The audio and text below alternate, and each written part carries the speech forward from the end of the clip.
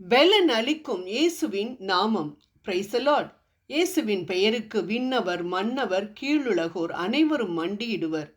தந்தையாம் கடவுளின் மாட்சிக்காக இயேசு கிறிஸ்து ஆண்டவரென எல்லா நாவுமே அறிக்கையிடும். பிலிப்பியர் 2:10 மற்றும் 11. ஆம், இயேசுவின் நாமம் வல்லமையான நாமம், நமக்கு பெலனை கொடுக்கும் நாமம். ஒரு நாளில் எவ்வளவு நாம் இயேசுவின் நாமத்தை உச்சரிக்கின்றோமோ அவ்வளவு நம் பலவீனம் மறைந்து பெலன் பெறுவதை நம்மால் நிச்சயம் உணர முடியும்.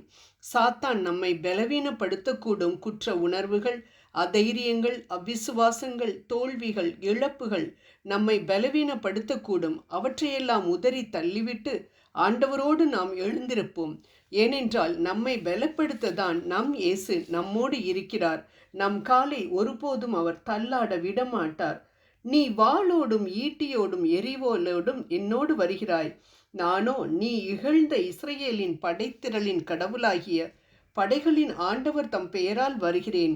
1 சாமுவேல் 17:45 என்று தன் எதிரியான கோலியாத்தை சாதாரண கவன் கல்லின் மூலம் வெகு எளிதாக வீழ்த்திய தாவீது தேவனின் நாமத்தில் உண்டாகும் பலனை அனுபவத்தில் உணர்ந்தவர்.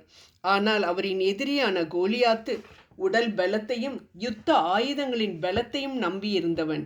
சிறு வயதிலிருந்தே யுத்த வீரனாயிருந்த கோலியாத்து யுத்தத்தில் வெற்றி பெறவில்லை. மாறாக தேவனின் பெயரினால் வரும் பலத்தை சார்ந்திருந்த ஆடுகளை மேய்த்து கொண்டிருந்த சிறுவன் தாவீதுதான் வெற்றி பெற்றார்.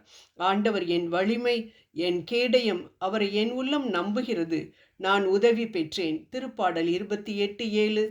ஆண்டவரே, உமது வலிமையோடு எழுந்து வாரும் என்று எந்த நிலையிலும் தேவனை சார்ந்திருந்தார்.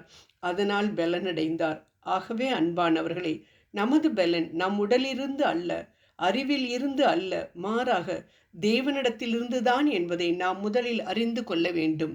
அன்றைக்கு இருந்த அரசர்கள் குதிரைகளின் பலத்திலே, யானைப்படை தேர்ப்படையின் பலத்திலே நம்பிக்கை வைத்தார்கள். அதனால் அவர்கள் முறிந்து விழுந்தார்கள். ஆனால் தேவனை தன் பலனாக கொண்ட தாவீதோ வெற்றி மேல் வெற்றி சிறந்தார். ஆகையால் தேவனின் நாமத்தையும் நாம் கேடகமாக கொண்டு வெற்றி பெறுவோம். இறை வார்த்தையையும் தேவனுடைய நாமத்தையும் கேடகமாக கொண்டு வெற்றி பெறுவோம். ஏறக்குறைய 900 பெயர்கள் நம் தேவனுக்கு கொடுக்கப்பட்டிருக்கின்றன என்பதை நாம் விவிலியத்தில் காண்கிறோம். அதில் நம் வாழ்க்கைக்கு பயன் தரக்கூடிய நாமங்களை அனுதினம் நம் தேவைக்கேற்ப உபயோகித்து வெற்றி பெறலாம். உதாரணமாக ஏசாயாவின் புத்தகம் 9ஆம் அதிகாரம் 6ஆம் வசனத்தில் அவர் திருப்பெயரோ வியத்தகு ஆலோசகர், வலிமைமிகு இறைவன், என்றுமுள்ள தந்தை, அமைதியின் அரசர் என்று சொல்லப்பட்டிருக்கிறது.